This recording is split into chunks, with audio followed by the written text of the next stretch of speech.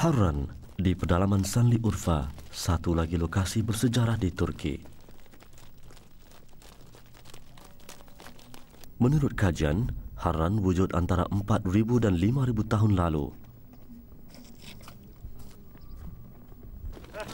Harran pernah muncul sebagai pusat persinggahan utama para pedagang yang berulang-alik antara Mesopotamia di sebelah timur dan Anatolia di barat.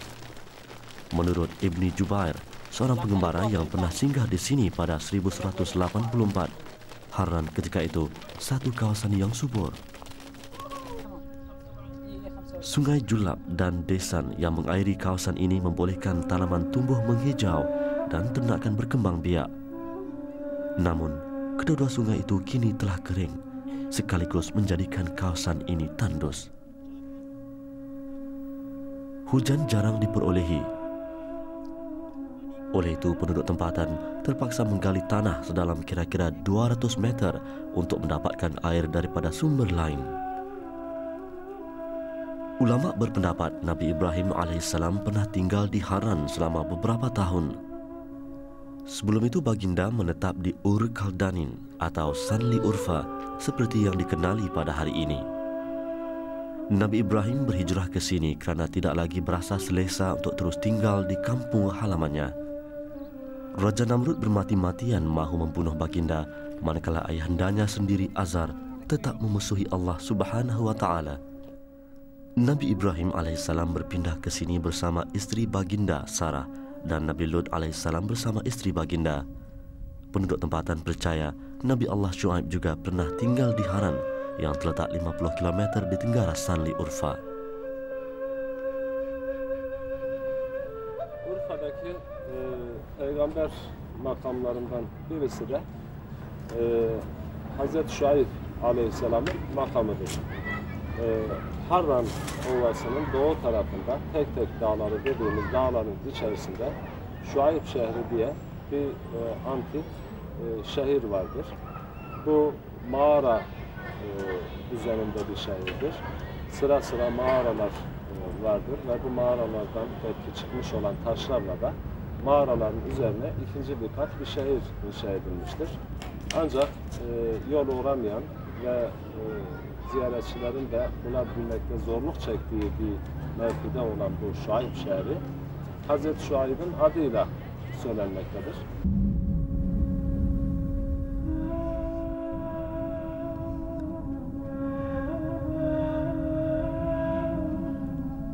Menurut penduduk tempatan, kedudukan perkampungan Nabi Syuaib alaihissalam yang jauh dan sukar pula ditemui menyebabkan orang luar jarang sekali sampai ke situ. Namun yang menjadi persoalan pokok, apakah kawasan tersebut benar-benar perkampungan Nabi Syuaib alaihissalam? Penduduk Harran berketurunan Arab ini yakin itulah kampung baginda kerana kepercayaan ini memang telah wujud sejak zaman berzaman. Kami mengambil keputusan untuk melihat sendiri tempat yang dimaksudkan. Semua sekarang yang duduk kat sini lah kami pergi. Berapa orang kam sana. Musawir ana wa musawir kami litnin. Penemuan baru ini menarik perhatian kerana sebelum ini perkampungan Nabi Syuaib alaihissalam dikesan di Jordan. Nabi Syuaib alaihissalam diutus kepada kaum Madian yang mendiami satu kawasan yang dipanggil Ma'an.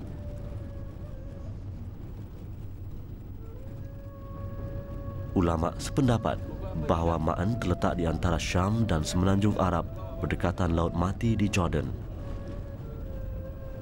Jalan batu kerikil dan suhu panas mencecah lebih 50 darjah Celsius menjadikan perjalanan sejauh kira-kira 45 km ini seolah-olah satu pencarian yang tiada penghujungnya.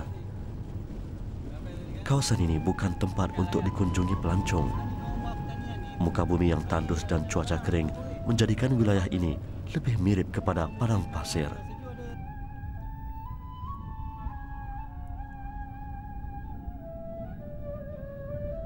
Inilah kawasan yang dimaksudkan, tinggalan penempatan purba yang dibina daripada batu. Hampir keseluruhan kesan-kesan sejarah telah tertimbus. Selain kuda dan keldai, penduduk tempatan turut menternak ayam, itik dan kambing untuk dimakan sendiri atau dijual untuk menjara hidup. Penduduk di sini miskin kerana tanah mereka tidak dapat diusahakan dengan tanaman. Justru setiap musim panas, mereka akan berhijrah sementara ke kawasan subur untuk mengambil upah menanam kapas. Selain Nabi Muhammad SAW, para rasul diutus pada kaum tertentu untuk menangani krisis moral dan akidah yang semakin meruncing ketika itu. Kehadiran para utusan Allah Subhanahu wa taala di tengah-tengah masyarakat yang buta arah haluan semata-mata bertujuan membimbing mereka ke arah jalan hidup yang lebih bermanfaat di dunia dan di akhirat. Nabi Syuaib alaihissalam diberi tanggungjawab oleh Allah Subhanahu wa taala untuk mendidik kaumnya, bangsa Madian yang tidak beriman. Tambah buruk lagi, kaum Madian gemar menipu dalam urusan perniagaan seperti mengurangkan timbangan untuk mendapat keuntungan berlipat ganda dengan cara cepat dan mudah tanpa usaha. Tugas baginda mencabar kerana cara berdagang yang menindas pelanggan itu telah menjadi satu budaya masyarakat generasi ke generasi. Dan kepada penduduk Madian kami utuskan saudara mereka Nabi Syuaib. Ia berkata, "Wahai kaumku, sembahlah kamu akan Allah. Sebenarnya tiada Tuhan bagi kamu selain daripadanya. Dan janganlah kamu mengurangi sukatan dan timbangan. Sesungguhnya aku melihat kamu berada di dalam kemewahan, dan sesungguhnya aku bimbang kamu akan ditimpa azab hari yang meliputi orang-orang yang bersalah." Maksud ayat 84 surah Hud. Namun kaum Madian berdegil. Mereka menutup telinga setiap kali Nabi Syuaib alaihissalam memberi nasihat. Tidak cukup dengan itu, kaum Madian mengancam baginda serta pengikutnya. Bagi mereka, menyembah Tuhan yang tidak dapat dilihat adalah sesuatu yang asing dan pelik, berlawanan dengan konsep ketuhanan yang mereka ikuti selama ini. Kaum Madian juga tidak mahu mempercayai kata-kata Nabi Syuaib alaihissalam hanya kerana baginda berasal daripada orang kebanyakan, bukan golongan berpengaruh ketika itu seperti bangsawan dan hartawan yang dianggap mulia. Mereka berkata, "Wahai Syuaib, kami tidak mengerti kebanyakan dari apa yang engkau katakan itu. Dan sesungguhnya kami melihat engkau orang yang lemah di kalangan kami. Dan kalau tidaklah kerana kaum keluargamu, tentu kami telah melemparmu dengan batu hingga mati. Dan engkau pula bukanlah orang yang dipandang mulia di kalangan kami." Maksud ayat 91 surah Hud. Kaum Madian yang degil akhirnya dibinasakan Allah Subhanahu wa taala. Dan tatkala datang perintah kami selamatkan Nabi Syuaib bersama umatnya yang beriman dengan rahmat kami. Dan orang-orang zalim itu dibinasakan oleh letusan suara yang menggemparkan bumi, lalu menjadilah mereka mayat-mayat yang tersungkur di tempat masing-masing. Maksud ayat 94 surah Hud.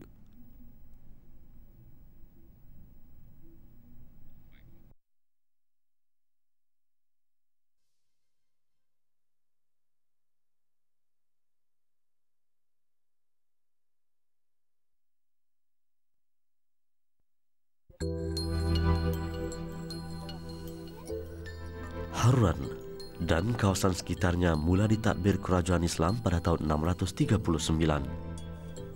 Marwan II, pemerintah Umayyah, menjadikan Harran ibu negara kerajaannya sehingga tahun 750. Selepas Umayyah, Harran diperintah beberapa empayar Islam lain, termasuk kerajaan Abbasiyah, Fatimiyah, Ayyubiyah dan Saljuk. Namun pada 1260, bala tentera Mongol yang sedang dalam kempen meluaskan jajahannya memusnahkan banyak tinggalan sejarah di kawasan ini. Harran kembali ke pangkuan Sultan-Sultan Turki di bawah kerajaan Islam Uthmaniyah yang mula menampilkan keteguhan mereka bermula pada kurun ke-14. Nabi Syuaib alaihissalam seorang daripada 4 nabi berbangsa Arab. Nabi-nabi lain ialah Hud alaihissalam, Saleh alaihissalam dan Muhammad sallallahu alaihi wasallam. Nabi Syuaib alaihissalam diberi gelaran Khatibul Anbiya kerana kefasihan dan kelancaran baginda berbicara ketika berdakwah kepada kaumnya.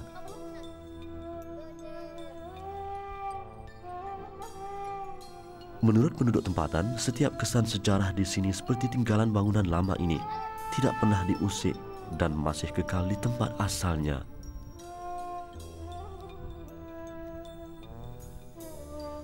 Bagaimanapun, kerja-kerja pemeliharaan dan kajian terperinci mengenai penempatan ini belum dimulakan secara serius. Namun, beberapa kesan sejarah boleh dilihat dengan mata kasar. Contohnya, ruang atau bilik seperti gua ini yang mungkin digunakan sebagai tempat tinggal. Ini satu daripada berpuluh-puluh bilik yang dapat dilihat di sekitar penempatan purba ini. Persekitaran ini mengingatkan kita kepada kisah kaum Nabi Soleh alaihissalam, bangsa Thamud yang mahir menebuk dan memahat batu-batu besar untuk dijadikan tempat tinggal.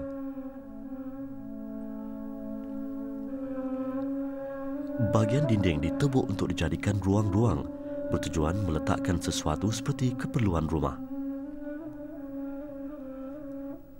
Sejauh manakah benarnya dakwaan penduduk Haran bahawa ini perkampungan Nabi Syuaib alaihissalam? Mereka tidak mempunyai bukti bertulis untuk menyokong pendapat itu. Tambahan pula, kajian saintifik, arkeologi dan sejarah belum dibuat bagi mengesahkan sebarang dakwaan. Kepercayaan mereka semata-mata berdasarkan cerita nenek moyang yang disampaikan dari generasi ke generasi. Musim lalu, kru jejak Rasul menemui apa yang didakwa penduduk setempat sebagai makam Nabi Allah Syuaib di pinggir Amman Jordan. Turut ditemui tidak jauh dari situ ialah perkampungan baru baginda yang dibina selepas kaumnya yang tidak beriman musnah dalam satu malapetaka. Majoriti ulama pula berpendapat kampung asal Nabi Syuaib alaihissalam terletak di Ma'an, berdekatan Laut Mati juga di Jordan. Benar atau tidak kawasan ini pernah didiami baginda, hanya Allah Subhanahu wa Ta'ala yang Maha mengetahui.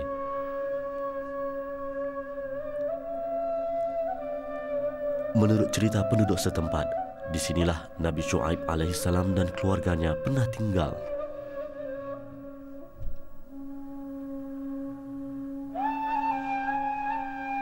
Rumah ini kini dijadikan surau yang lengkap dengan keperluan asas seperti sejadah untuk kemudahan penduduk setempat beribadah.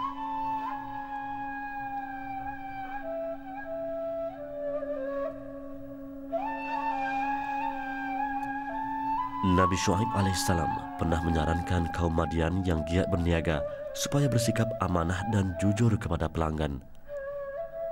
Dan Syuaib berkata, "Hai kaumku, cukupkanlah takaran dan timbangan dengan adil dan janganlah kamu merugikan manusia terhadap hak-hak mereka dan janganlah kamu berbuat kejahatan di muka bumi dengan berbuat kerosakan." Maksud ayat 85 surah Hud. Kita digalakkan berniaga. Di dalam sepotong hadis, Rasulullah SAW bersabda bermaksud 9/10 daripada pintu rezeki terdapat dalam perniagaan. Namun perniagaan perlu dikendalikan mengikut garis panduan yang ditetapkan agama seperti menghormati hak semua pihak termasuk pelanggan. Keuntungan yang diraih secara halal walau sedikit akan berlipat ganda satu hari nanti. Manakala laba yang dikumpul secara penipuan walau setinggi bukit sekalipun akan hilang sedikit demi sedikit tanpa disedari.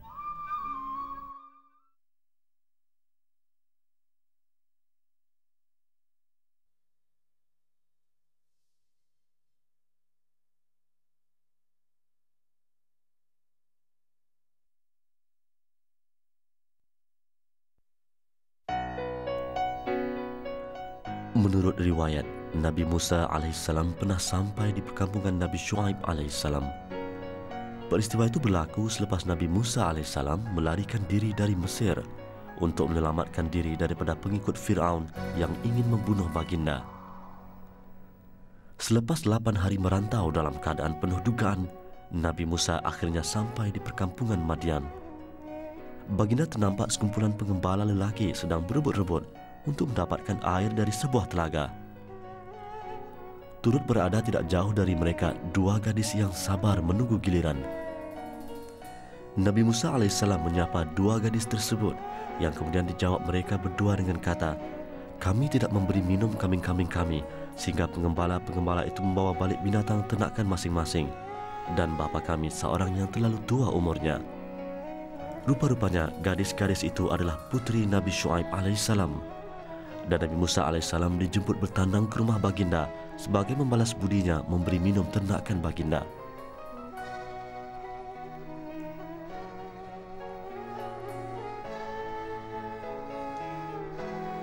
Wujudnya telaga ini seolah-olah menyokong dakwaan bahawa pertemuan Nabi Musa alaihissalam dan anak gadis Nabi Syuaib alaihissalam berlaku di sini. Ketika bertemu Nabi Syuaib, Nabi Musa menceritakan perihal dirinya sejak zaman kanak-kanak dan segala cabaran yang mahu menggagalkan usaha dakwahnya. Nabi Syuaib meniupkan kata-kata semangat supaya Musa alaihissalam meneruskan perjuangannya.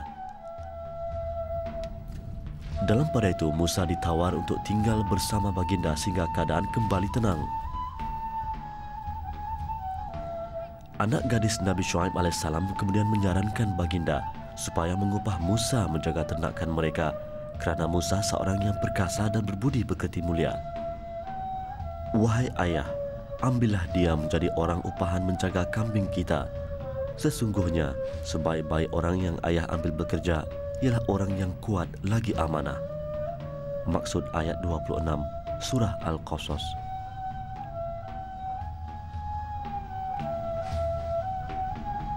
Nabi Syuaib alaihissalam bersetuju. Sejak itu hiduplah Musa sebagai seorang pengembala jauh dari kampung halamannya.